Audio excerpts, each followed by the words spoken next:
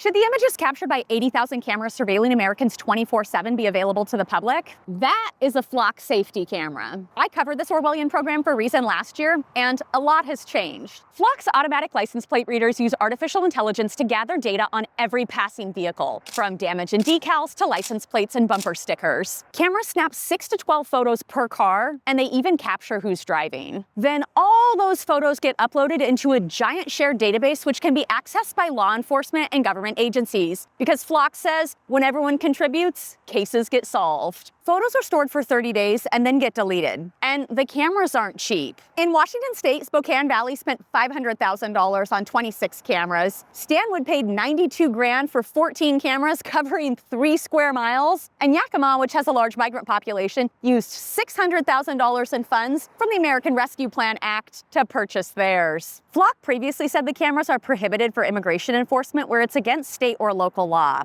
But that was a lie.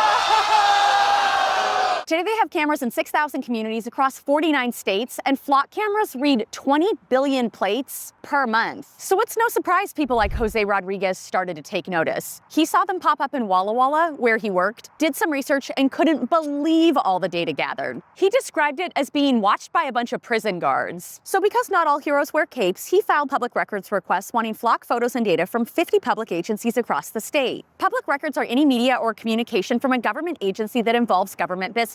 But there are some exceptions for intelligence information. Now, most agencies complied with the request, but the 10 cities who didn't, Rodriguez sued, wanting $100 per day per record. Flock responded by calling the lawsuit a bogus way to make money and advocated for a legislative fix to Washington's Public Records Act. Gee, I wonder why. While all this was happening, cities like Redmond, Linwood, and Mount Lake Terrace turned off their Flock cameras. Then Stanwood and Cedro-Woolley, 2 holdouts, filed a motion to exempt Flock footage from the Public Records Act. They tried several different arguments, and according to their attorney, releasing the images would violate people's privacy. And isn't it ironic?